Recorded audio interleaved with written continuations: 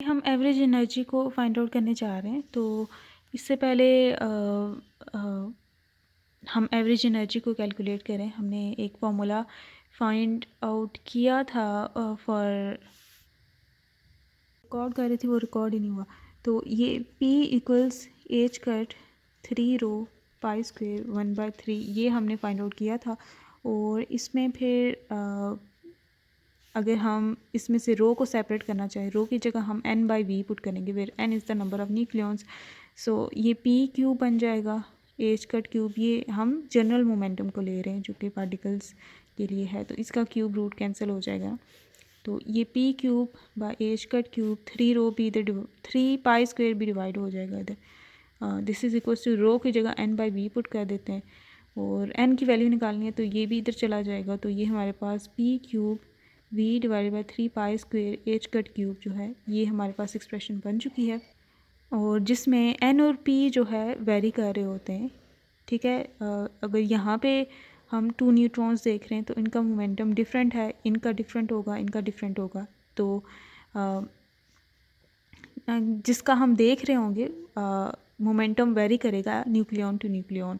तो ये nucleon number के साथ साथ मोमेंटम भी वेरी कर रहा होगा। बाकी ये सारी चीज़ें इन न्यूक्लियस सेम ही रहेंगी। तो अगर दोनों तरफ हम डिफरेंशियल ले लें, ठीक है, dn/dp डिफ्रेंसीशन कर दें विद रिस्पेक्ट टू p, तो ये हमारे पास ये सारी चीज़ें तो कांस्टेंट रहेंगी, वो p के साथ चेंज नहीं होती। तो ये हमारे पास 3p स्क्वेयर आ जाएगा। dp उधर ले जाते हैं तो dn will be equals to v divided by 3 pi square h cut cube 3p square dp।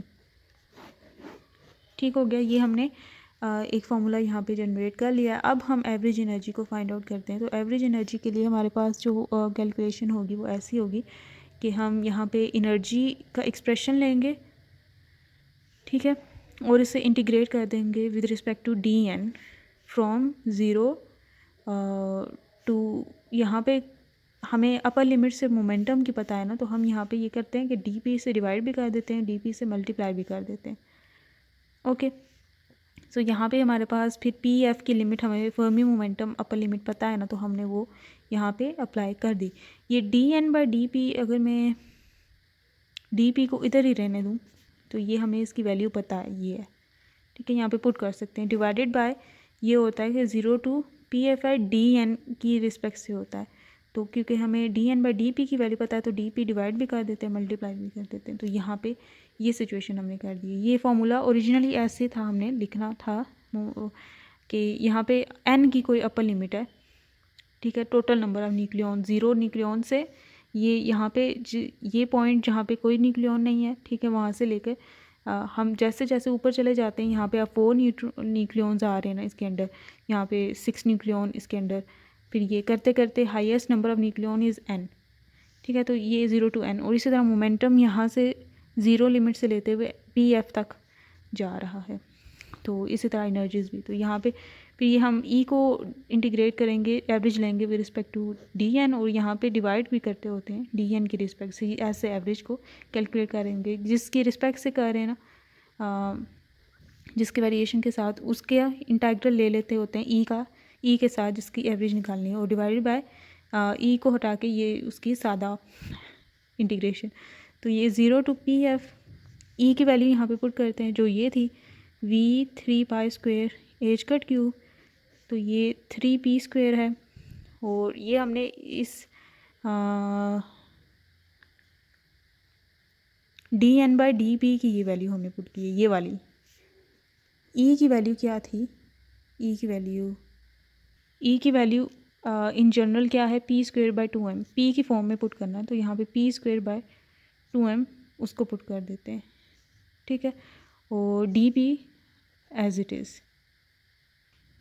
और ये सारी चीज़ divided by 0 to pf dn/d की वैल्यू क्या है, dp की वैल्यू क्या है, ये वाली है 3 pi square h cut cube 3p square है, और dp एज इट इज़ आ जाएगा। तो ये जो कांस्टेंट है ऊपर भी है नीचे भी है, ठीक है, ये सारा कैंसिल हो जाएगा दोनों ऊपर नीचे से। तो हमारे पास सिर्फ बच जाएगा 0 टू pf, ये p4 बन जाएगा, और ये डिवाइडेड बाय 2m तो रहेगा, 1/2m यहाँ बाहर आ जाएगा। p4 है ये dp divided by integration 0 to pf, और यहाँ पे p स्क्वेयर dp आ गया। तो ये 1/2m एज इट इज़ इसकी इंटीग्रेशन करेंगे तो P5/5 बनेगा, ठीक है।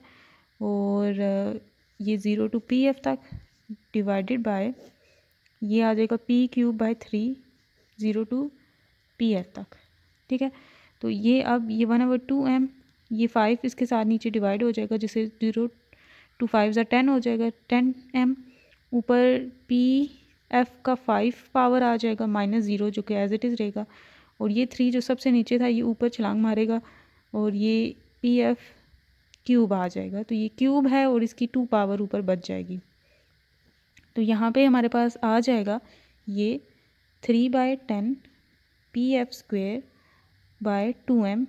तो हमारे पास PF²/2m जो था, ये 2m क्यों लिख दिया मैंने, m है सिर्फ, बाय PF²/2m जो था ये हमारे पास फर्मी एनर्जी थी ना। तो फर्मी एनर्जी की फॉर्म में अगर ये एनर्जी हम लिखना चाहें तो ये 2 5 10 होता है, 5 में सेपरेट कर लेती हूँ, मल्टीप्लाई बाय PF²/2m हो जाएगा। तो ये 3/5 EF आ जाएगा, एवरेज एनर्जी आ जाएगी न्यूक्लियॉन की inside the potential well, which is 3/5 of the Fermi energy, ठीक है। This is the average energy. और इसमें फिर डिपेंड्स के प्रोटॉन की अगर करनी है तो प्रोटॉन की फर्मी एनर्जी जो उसका फॉर्मूला है वो लेते हुए हमने फाइंड आउट कर लेनी है, पुट कर देनी है, और न्यूट्रॉन के लिए न्यूट्रॉन की। और अगेन आगे नेक्स्ट जो वो पोटेंशियल डेप्थ की हमने जो वीडियो देखी थी उसमें हमने देखा था n=z के लिए जो फर्मी एनर्जीज़ हैं वो सेम आती हैं, क्योंकि दोनों के मैसेज ऑलमोस्ट सेम है तो बिल्कुल कोई फ़र्क नहीं आता। तो n=z के लिए दोनों की फर्मी एनर्जी सेम होगी। For rest of all other cases the Fermi energies will be different. तो अब हम एवरेज मोमेंटम को फाइंड आउट करते हैं, उसके लिए भी हम सिमिलर सिचुएशन यूज़ करेंगे। 0 to PF, P को हमने P का एवरेज निकालना है तो P.dn, और ये मोमेंटम की रिस्पेक्ट से हमें क्योंकि सब कुछ पता है तो डी से डिवाइड भी कर देते हैं और मल्टीप्लाई भी कर देते हैं। तो यहाँ पे भी 0 to PF, इसमें सिर्फ dn आता है, ठीक है, P नहीं आता जिसका वो निकालना होता है। तो ये dn/dp multiply by dp। Okay, अब ये वैल्यूज़ को हम पुट करेंगे। P और dn/dp की वैल्यू थी, अच्छा ये इसमें dn/dp और dn/dp इनके ये जो कांस्टेंट टर्म्स है ना ये कैंसिल हो जाती हैं ये सारी, तो सिर्फ P² ही बचेगा ऊपर। ये आप वेरीफाई कर सकते हैं, हमने अभी एनर्जी के लिए किया था तो हमें पता चल गया था, तो टाइम की सेव के लिए। तो ये यहाँ पे मैंने P² इसका सिर्फ कंपोनेंट रहने दिया, और अब इसकी इंटीग्रेशन हम करते हैं 0 to PF, ये P³ है ना,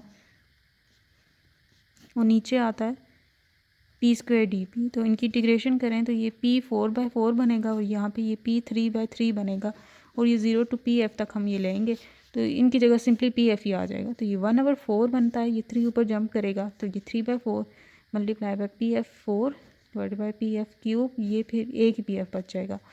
तो 3/4 of Fermi momentum is the average momentum of the nucleon inside the potential well. Okay, this is the average momentum और फर्मी मोमेंटम की फॉर्म में। तो ये हमने इसकी एक्सप्रेशंस को फाइंड आउट कर लिया है सक्सेसफुली, और ये इंपॉर्टेंट है। ये मैंने अभी इसलिए करवाया कि इसके बाद जो न्यूमेरिकल है उसमें हमने यही करना था। मैं न्यूमेरिकल स्टेटमेंट बता देती हूँ और हमारा एक न्यूमेरिकल कंप्लीट हो चुका है।